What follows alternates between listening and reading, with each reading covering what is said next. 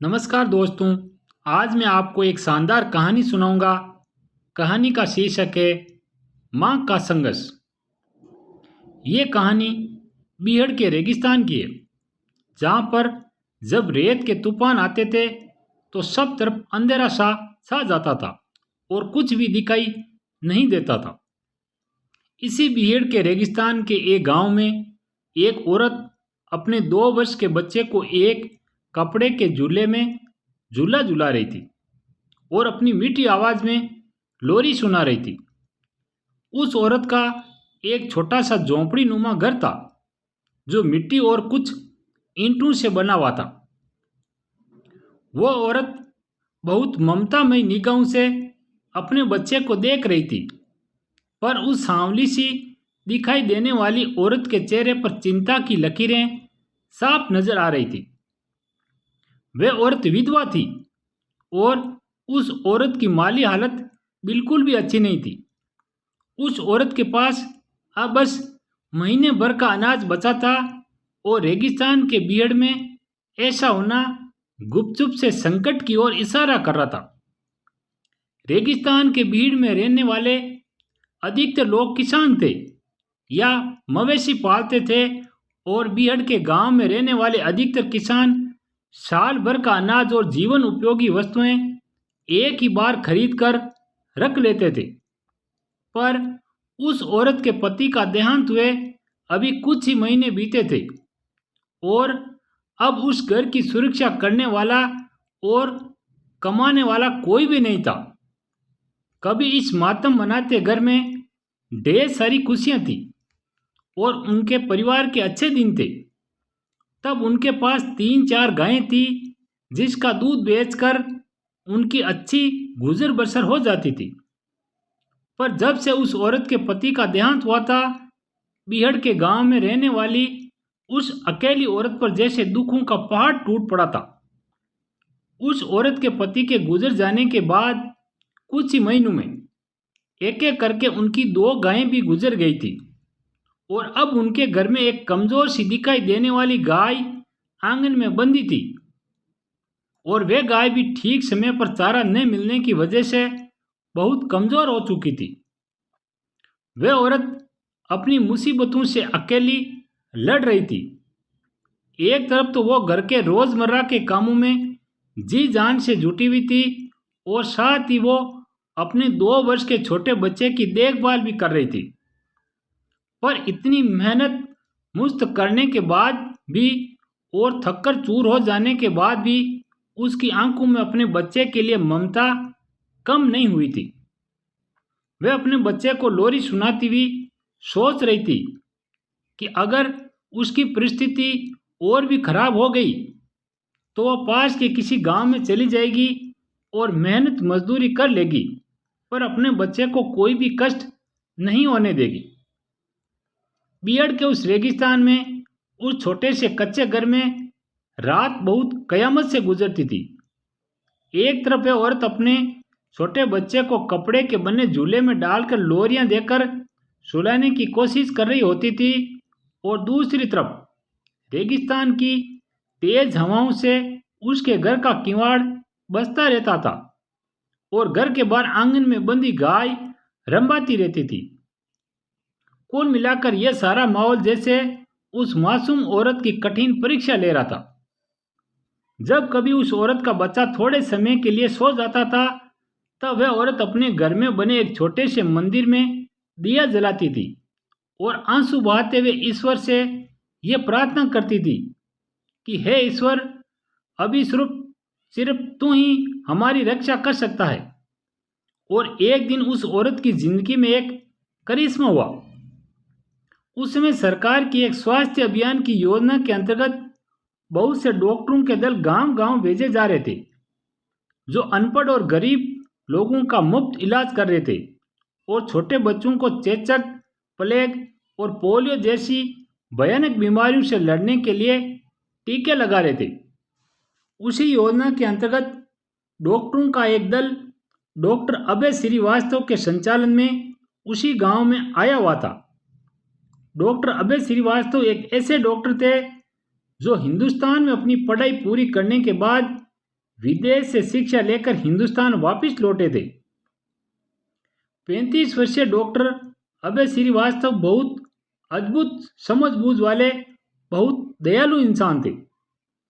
जब डॉक्टर अभय श्रीवास्तव अपने कुछ सहयोगी डॉक्टरों की टीम के साथ उस औरत के घर के करीब पहुंचे, तब उन्होंने उस औरत के घर पर बहुत अद्भुत नज़ारा देखा। उन्होंने देखा कि एक औरत अपने छोटे बच्चे को घर के आंगन में लगे पेड़ पर बंधे एक कपड़े के झूले में झूला झूला रही थी और अपनी मधुर और ममतामयी आवाज में अपने छोटे बच्चे को लोरी सुना रही थी। यह दृश्य वास्तव में बेहद खूबसूरत था। उस समय आसपास का वातावरण बहुत शांत था और सुबह की गुनगुनी धूप उस सुखद दृश्य को चार चांद लगा रही थी। उस पल डॉक्टर अबे ने अपने सब साथियों को खामोश रहने के लिए कहा और वे आंखें बंद करके उस औरत की लोरी को ध्यान मगन होकर सुन रहे थे। और जब उस औरत का बच्चा सो गया, तब उस औरत का ध्यान टूटा और उसने देखा कि उसके घर के आंगन में कुछ लोग खड़े थे। लोरी की मधुर आवाज बंद होते ही डॉक्टर अबे ने अपनी आंखें खोली और उस औरत से बातचीत करने के लिए आगे बढ़े और उन्होंने उस औरत को अपना और अपने साथियों का परिचय दिया। उस औरत को बीहड़ के इस रेगिस्तान में अकेले देखकर डॉक्टर अबे बहुत हैरान थे। उन्होंने बातचीत करने के लिए उस औरत से कहा, आप बहुत अच्छा गाती हैं। हम काफी देर से आपकी मीठी आवाज का आनंद ले रहे थे। वह औरत बस मुस्कुरा भर दी थी, पर डॉक्टर अबे ने देखा कि अपनी तारीफ सुनकर भी उसे कुछ खास खुशी नहीं हुई थी। बस चेहरे पर एक बुझी बुझी सी मुस्कान चली आई थी। फिर अपनी बातचीत के सिलसिले को आगे बढ़ाते हुए उस औरत के घर पर एक सरसरी नजर डालते हुए डॉक्टर अबे ने उस औरत से पूछा, आपके घर पर और कितने सदस्य रहते हैं?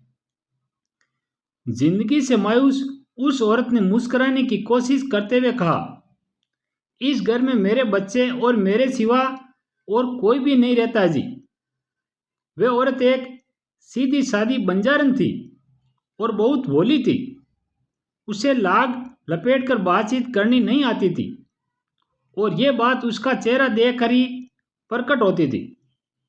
ओहो, यह सुनते ही डॉक्टर अबे के चेहरे पर अफसोस के भाव उभर आए थे। वो अपनी पैनी निगाहों से घर की माली हालत को भांप रहे थे और उन्होंने घर के आंगन में बंधी उस कमजोर सी गाय को भी देख लिया था और उन्हें यह समझते देर नहीं लगी थी कि वह औरत बहुत कठिन दौर से गुजर रही है। फिर भी उनसे रहा नहीं गया और उन्होंने पूछ ही लिया, और आपके पति? उन्होंने देखा कि उनके इस सवाल से उस औरत के चेहरे पर बेहद पीड़ा भरे भाव उभरे थे और उस औरत ने डॉक्टर अबे को बताया कि उसके पति को गुजरे हुए 6 महीने हो चुके हैं। डॉक्टर अबे को उस औरत की उम्र 25 वर्ष के लगभग लग रही थी और इतनी कम उम्र में विधवा का जीवन व्यतीत करना पड़े, यह उस औरत पर बहुत बड़ा जुल्म था। अपना सब काम निपटाने के बाद जब डॉक्टर अबे वहां से जाने लगे, तब उन्होंने उस औरत की सहायता करने के लिए उस औरत को एक छोटा सा झूठ बोला। उन्होंने उस औरत से कहा कि उनका एक छोटा बच्चा है जिसे किसी बीमारी की वजह से ठीक से नींद नहीं आती, और उन्होंने उस औरत को गुजारिश की कि अगर वे एक बार फिर से वे लोरी गुनगुना दे तो वह उस लोरी को अपने मोबाइल में रिकॉर्ड कर लेंगे और उस लोरी की रिकॉर्डिंग सुनाकर अपने बच्चे को भी सुनाने की कोशिश करेंगे। उन्होंने बहुत प्रेम से उस बंजारन औरत से कहा कि मुझे यकीन है कि आपकी मीठी आवाज़ सुनकर मेरा बच्चा सुख की मीठी नींद सो जाएगा। उस औरत में मां की ममता कूट कूट कर भरी हुई थी। वह डॉक्टर अबे के उस प्यार भरे आग्रह को टाल नहीं सकी। डॉक्टर अबे ने उस खूबसूरत लोरी को अपने मोबाइल फोन में रिकॉर्ड कर लिया और पुरस्कार के तौर पर उस बंजारन औरत को 5,000 रुपये दिए। वह औरत बहुत हैरानी से डॉक्टर अबे को देख रही थी। पहली बार उसने वे पैसे लेने से इनकार कर दिया था और भोलेपन से डॉक्टर अबे से कहा था कि इतनी मामूली सी काम के लिए इतने पैसे कैसे ले सकती हूँ। वे बेचारी गांव की रहने वाली थी और उसमें लालच लेश मात्र भी नहीं था। पर डॉक्टर अबे की जिद के आगे उस औरत की एक न चली थी और उस औरत को डॉक्टर अबे की दी हुई धनराशि स्वीकार करनी पड़ी।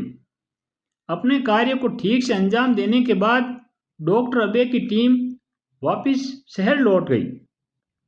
इतने सारे पैसे एक साथ देकर उस औरत की आंखों में मारे खुशी के आंसू आ गए थे और उसने उन पैसों से अनपन में अपने घर में कुछ महीने का राशन भर लिया था। अब वो थोड़ी सी निश्चिंत सी लग रही थी और ईश्वर का धन्यवाद कर रही थी कि घर बैठे ईश्वर ने उसके लिए मदद भेज दी थी। उधर डॉक्टर अबे उस औरत की मीठी आवाज़ से बहुत प्रभावित थे और साथ ही उन्हें उस औरत और उसके बच्चे के भविष्य की चिंता हो रही थी। वे जानते थे कि रेगिस्तान की उस भीड़ में रहकर अपनी और अपने बच्चे की देखभाल करना उस औरत के लिए एक टेढ़ी खीर साबित होगा।